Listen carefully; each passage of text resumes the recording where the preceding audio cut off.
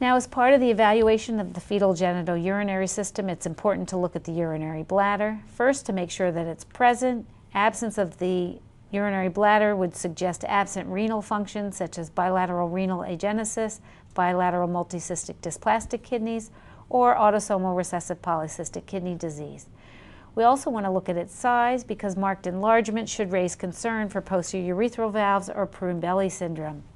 Normally, we'll be able to see the urinary bladder in the pelvis by the time the fetus reaches the age of about 13 weeks gestation. We certainly should see it on all our second and third trimester ultrasounds. When the bladder is enlarged, we could have posterior urethral valves. This is an anomaly exclusively found in male fetuses, and it is the second most common cause of hydronephrosis after ureteropelvic junction obstruction.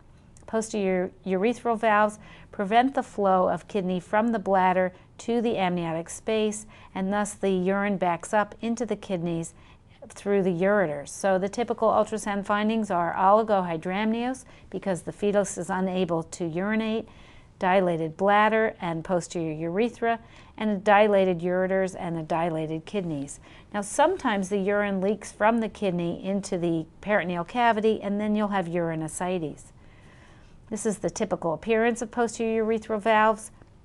You can see a markedly dilated bladder in the lower abdomen of the fetus and a protrusion from the lower bladder, which represents the posterior urethra. If you look closely, you'll see a small echogenic kidney here. This is a dysplastic kidney. This obstruction has led to dysplasia of both kidneys. There's also was oligohydramnios around the fetus. This is a different fetus with similar findings. You can see the markedly dilated bladder filling the lower abdomen. You can see the dilated posterior urethra. And here we can see the dysplastic kidneys. In this case, they have there's urine within the kidneys, so you see hydronephrosis, but you see the thin echogenic cortex around both of these dysplastic kidneys. There are interventions that can be done with posterior urethral valves that can sometimes lead to salvage of the kidneys. We can do this by draining the urine from the bladder and sometimes by putting shunts in the bladder to allow continuous drainage of urine from the bladder into the amniotic space. So here you can see we're initially putting a needle into the fetal bladder because we're going to drain the urine from this dilated bladder. Now, sometimes posterior urethral valves will present late in gestation. Here is such a case. At 20 weeks gestation, there was normal amniotic fluid, normal sized urinary bladder, and the kidneys had no hydronephrosis. But this fetus returned 10 weeks later at 30 weeks gestation and now had a dilated urinary bladder, oligohydramnios, and hydronephrosis in both of the kidneys. Now, with late presentation, the prognosis is much better. There is a chance that we can preserve the renal function in these kidneys by relieving the obstruction in the bladder or by delivering the fetus and having surgical removal of the obstruction. So in this case, what we did is we drained the urine from the bladder to help drain the kidneys and see whether it would recur or whether we could at least decompress the kidney to buy the fetus a few more weeks in utero. Prune belly syndrome is another cause of dilated bladder and urinary obstruction. This occurs in male fetuses and leads to absence of the abdominal musculature and very abnormal smooth muscle throughout. On ultrasound, we'll see dilated bladder, just like posterior urethral valves. We'll see hydronephrosis, hydroureter. We might even see a dilated urethra in the penis. The difference, though, between prune belly syndrome and posterior urethral valves is that the amniotic fluid volume can be normal, and that's because although these fetuses have obstruction, the obstruction to the bladder outlet is not complete, and so the amniotic fluid can be replenished. So here's a fetus with prune belly syndrome.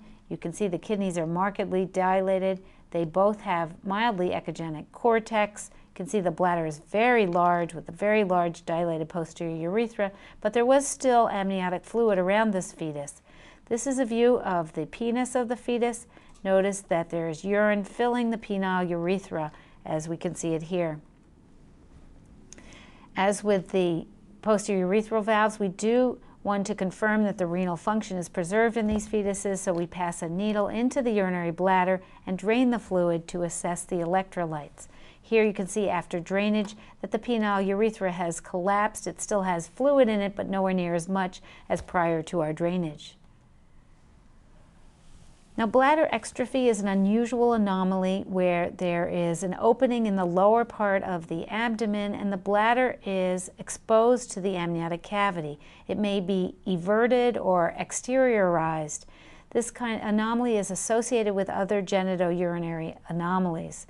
On ultrasound, we will have normal kidneys, normal amniotic fluid, but we may not be able to see the bladder because it may be so everted and exteriorized that no fluid will collect into it. And instead we may see a small mass protruding from the anterior abdominal wall. So here is a fetus who has bladder exstrophy. There's normal amniotic fluid. The kidneys appear normal. In fact, the cord insertion appears normal, but just below the cord insertion we see a bulge of soft tissue from the anterior part of the abdomen, and this is the everted bladder protruding from an opening in the anterior abdominal wall. Here is another one with the same diagnosis. You can see in the lower abdomen of the fetus a soft tissue protuberance from a defect in the abdominal wall, and here you can see that fetus at birth with extrusion of the bladder through that defect. Now, as part of the genitourinary tract, we do look at the other structures related to the system, and one of these is that we may see abnormalities of the female fetus when there are ovarian cysts. Ovarian cysts appear as cysts in the lower pelvis of the fetus. They're typically simple, but occasionally they'll be complex if there's torsion or hemorrhage to that cyst. The finding is usually a unilateral cyst adjacent to the urinary bladder. In this case, it was on the right side. We saw a cyst next to the urinary bladder. Here you can see the clip showing the cyst located adjacent to the urinary bladder. It's important when you do see a cyst in the fetus to look at the genitalia to see whether it's a female or male fetus, and then to determine whether the cyst involves the kidneys or some other structures. Here's another ovarian cyst. You can see next to the bladder is a nice round simple cyst, and here with eversion mode on a 3D ultrasound you can see the cyst here next to the urinary bladder. If the ovarian cyst develops torsion or hemorrhage, you'll see echoes inside the cyst. Here is one such case where we saw a small ovarian cyst, and on follow-up scan we now saw layering echoes inside the cyst, likely due to hemorrhage. We also look at the external genitalia. On the female fetus, we should be able to identify the labia, and on the male fetus, we identify the scrotum and the penis. While there are a few anomalies that affect the external genitalia, those that do may be a clue to other anomalies within the fetus. Here are two normal fetuses. On this side, we have a normal female fetus in the 3rd trimester where we see the labia and the clitoris, and on this side, you can see a normal male fetus where we see the penis. And here with 3D, we can see the outline of a female fetus where we see the labia sitting in parallel here and the male fetus with the penis pointing forward in the region of the genitalia. It's not uncommon in the male fetus to see a little bit of fluid in the scrotum surrounding the testicles, as we see here. These small hydrocele are normal, but large hydrocele may be seen with abnormalities including hydrops. So here you see a little bit of fluid on either side surrounding these scrotal contents. Now, ambiguous genitalia is an abnormal finding. It's associated with a variety of syndromes as well as with bladder exstrophy. It also may be seen with unusual karyotypes, so it is very important for these patients to be counseled and given the opportunity to determine the karyotype of the fetus.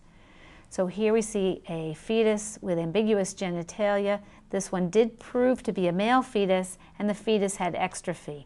Notice you'll see what looks like splaying of the scrotum or enlarged labia, and we see a small structure protruding between the two. This is either a small penis with hypoplasia, or it could be an enlarged clitoris. You can't tell from these pictures, and that's why it is important to get the karyotypes.